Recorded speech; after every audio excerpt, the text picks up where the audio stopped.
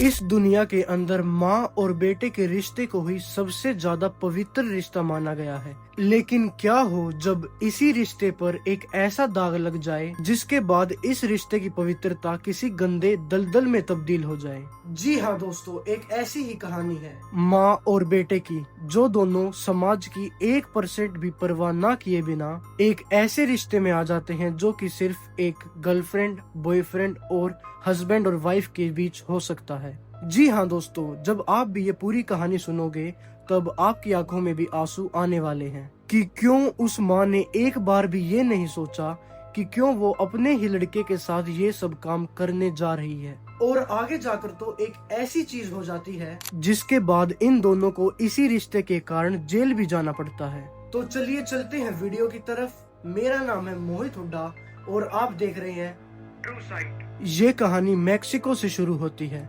जहाँ पर रहने वाली मोनिका मैरिस और इसके घर एक लड़का जन्म लेता है। लेकिन ये लड़की मोनिका ये नहीं जानती थी कि आखिर इस लड़के का बाप है कौन, क्योंकि इससे पहले ना ही इसकी शादी हुई थी और ना ही किसी एक के साथ इसका रिलेशन रहा था। इसका मतलब कुछ ही महीनों के अंदर इस लड़की के काफी सारे बॉयफ्रेंड रह चुके थे, जिसके बाद ये खुद नहीं जानती थी कि आखिर ये लड़का उसे हुआ किससे। जिसके बाद मोनिका इस लड़के को देख रेख के लिए किसी और के पास दे देती है, जिसके बाद ये भी लिख देती है कि आज से इसका इस लड़के के साथ कोई भी रिलेशन नहीं रहा, ना ही इसके बाद ये इस लड़के को देखने वाली है। और इसके बाद जो भी इंसान इस लड़के को पालने वाला है, ये वहाँ जाकर ना ही उस इंसान के बारे में पता करेगी और ना ही उन्हें परेशान करेगी। ऐसे पेपर पर साइन करने के बाद ये बहुत सालों तक भूल जाती है कि इसने किसी लड़के को जन्म भी दिया है। ऐसे ही कई साल बीतते हैं और इन्हीं सालों के बीच इसके कई सारे बॉयफ्रेंड जो कि बनते हैं,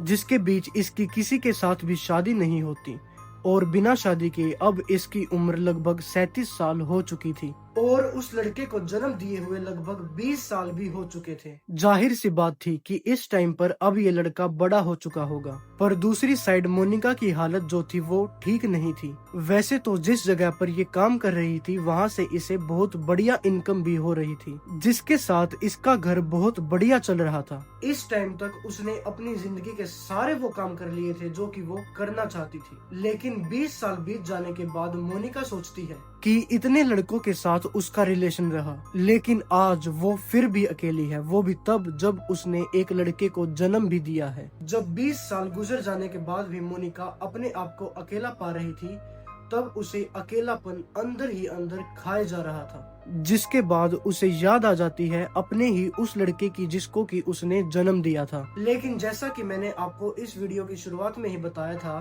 कि उसने एक पेपर पर साइन किए थे, जिसके बाद वो उस लड़के के पास नहीं जा सकती थी, पर वहाँ की गवर्नमेंट के हिसाब से वो पता लगा सकती थी कि आखिर अब उसका लड़का है कहाँ, लेकिन वो वहाँ पर जा नहीं सकती थी। ऐसा होने के बाद उसके पास अंदर ही अंदर इंफॉर्मेशन आ जाती है। उसे पता चलता है कि अब इस लड़के का नाम है पैटरसन, जो कि अब टेक्सास शहर में रह रहा है। और इसके बाद इसने अपना दिमाग चलाना शुरू कर दिया कि कैसे वो अपने उस लड़के के साथ बात कर सके, वो भी बिना किसी कानून को तोड़े। जिसके बाद इसने बहुत सारे प्लान बनाए जो कि सारे के सारे खराब हो जाते हैं और फिर से एक बार वो थक हार कर बैठ जाती है। वो सोचने लगती है कि अब कैसे वो अपने उस लड़के के साथ मुलाकात कर सकती है। उसकी अब लास्ट एक ही इच्छा बची थी कि अपनी इस बची हुई जिंदगी में वो अपने लड़के को सिर्फ एक बार मिल सके। और ऐसे ही उसके दिमाग के अंदर एक चीज आती है, जहाँ पर वो अपने कंप्यूटर के अंदर फेसबुक लॉगिन करती है और पैटरसन नाम से उस लड़के को ढूंढना शुरू कर देती है। और टेक्सास शहर के अंदर जो उसे पहली 3 फेसबुक पर आईडीज मिलती हैं, उन सभी के साथ ये बात करना शुरू कर देती है। और बातों बातों में ही मोनिका को इस बात का पता चलता है कि जिस लड़के को उसने जन्म दिया था, उस लड़के की फेसबुक आईडी का अब नाम है मिस्टर पैटरसन। और इस लड़के के साथ धीरे धीरे वो बात को और ज्यादा बढ़ा देती है, जिसके अंदर बातों बातों में ही वो उसे बताना शुरू कर देती है कि वो ही उसकी असली माँ है।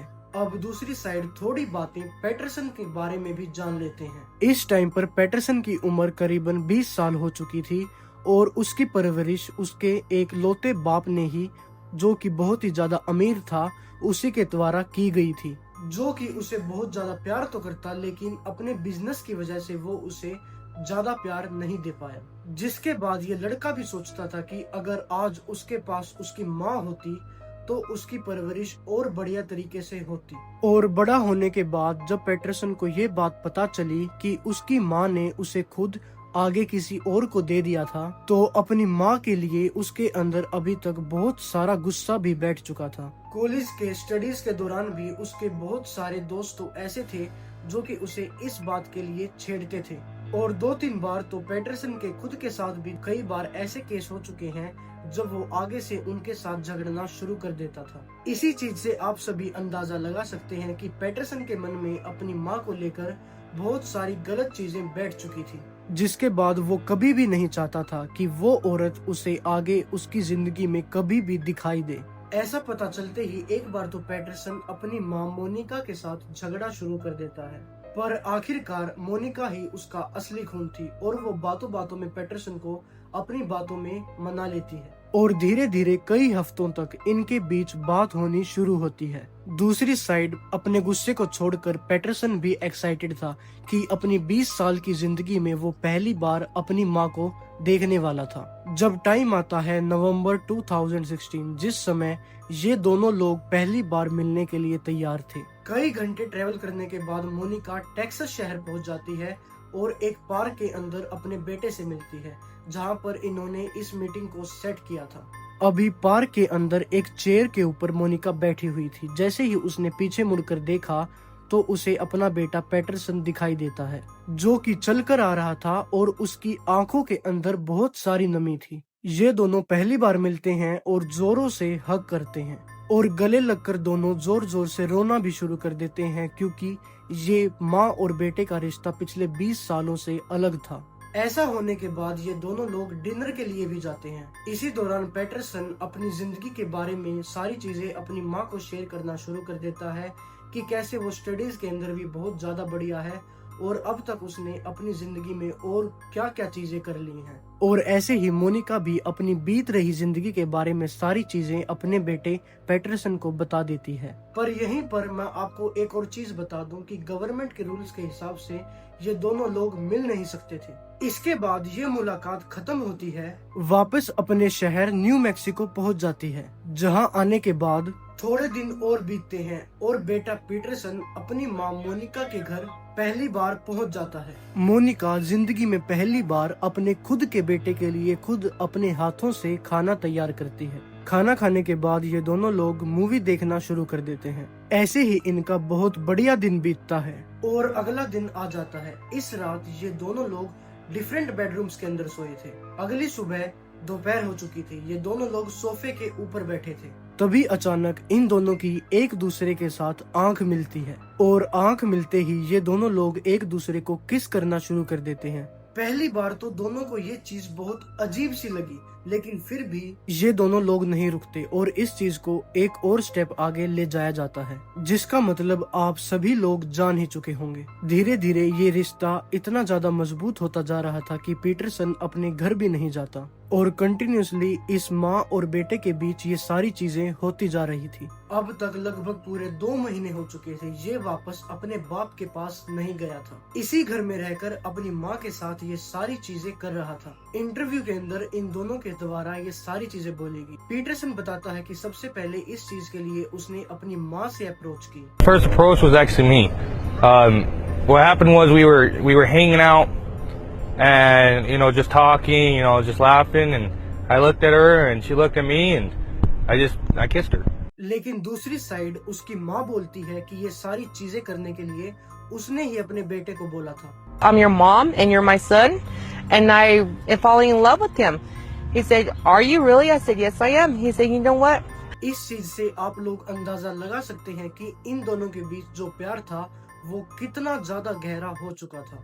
वो भी वो प्यार जो किसी गर्लफ्रेंड बॉयफ्रेंड या फिर किसी पत्नी और पति के बीच हो सकता है। और धीरे धीरे ये चीजें इतनी खुल्लम खुल्ला चलने लगी थी कि आसपास के लोगों को भी इस चीज के बारे में पता लग जाता है। और ऐसे ही मोनिका के नेबर्स थे जो कि इस चीज को नहीं सह पाए और इससे पहले भी वो मोनिका को पसंद नहीं करते थे, तो इस चीज का मौका तो वो कैसे छोड़ सकते थे, जिसके बाद उन्हीं के द्वारा पुलिस को कॉल की गई और इन सब के बारे में बताया गया। अब पुलिस मौके पर इस घर के अंदर पहुंचती है और इन दोनों को रंगे हाथों पकड़ा जाता है और इन्हें अरेस्ट करने के बाद पुलिस स्टेशन लाया गया। यहीं पर एक चीज मैं आपको बता दूं कि ऐसे कोई रूल्स हैं जिनके अकॉर्डिंगली माँ अपने बेटे के साथ ये सब चीजें नहीं कर सकती, और ये रूल्स पूरी दुनिया के अंदर सिर्फ 50 कंट्रीज के अंदर पाए जाते हैं। इंडिया के अंदर ऐसा कोई भी रूल नहीं है। इसी रूल के अकॉर्डिंग इन दोनों को अरेस्ट किया जाता है।